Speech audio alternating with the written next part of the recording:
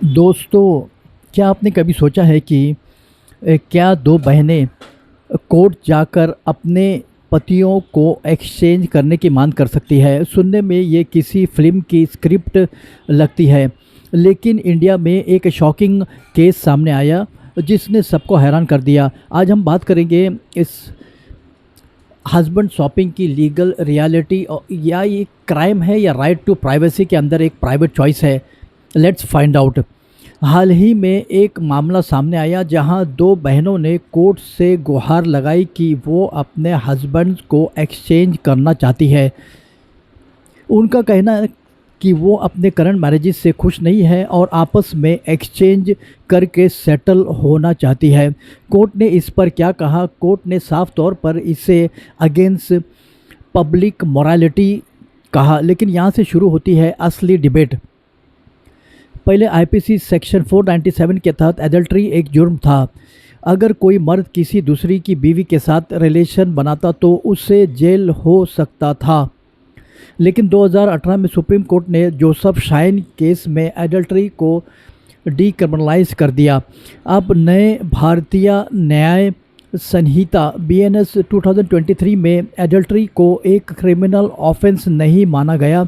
इसका मतलब यह है कि अगर दो एडल्ट्स अपनी मर्ज़ी से विद कंसेंट किसी और के साथ रिलेशन करते हैं तो उन्हें पुलिस अरेस्ट नहीं कर सकती।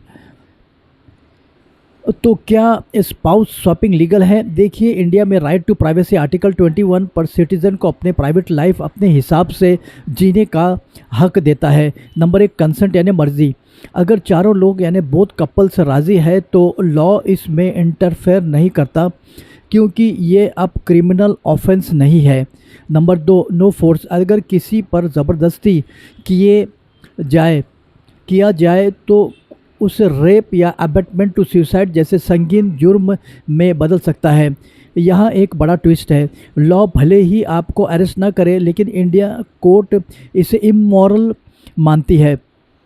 Divorce ground. अगर एक पार्टनर स्वैपिंग के लिए मना करता है और दूसरा पार्टनर ऐसा करता है तो ये एक क्रुएल्टी और अडल्ट्री के डाइवोर्स का पक्का बायसिस बनता है। कोर्ट कभी भी लीगली हस्बैंड एक्सचेंज को स्टैंप नहीं लगा सकता, क्योंकि मैरिज इंडिया में एक सैक्रामेंट या पवित्र बंधन माना जाता है। वो कोई कॉन्ट्रैक्ट नहीं जिसे एक्सचेंज किया जा सके। तो कंक्लूजन ये है कि शॉपिंग क्रिमिनल क्राइम नहीं है अगर सबकी मर्जी हो, लेकिन ये एक लीगली रिकॉग्नाइज भी है नहीं है। कोर्ट ऐसे एक्सचेंज एग्रीमेंट्स को रद्दी का टुकड़ा मानता है। आपका इस शॉपिंग केस पर क्या कहना है? क्या प्राइवेसी के नाम पर कुछ भी अलाउ होना चाहिए? कमेंट सेक्शन में अपनी राय ज़रूर दें और ऐसे ही लीगल फैक्ट्स के लिए सब्सक्राइब करें।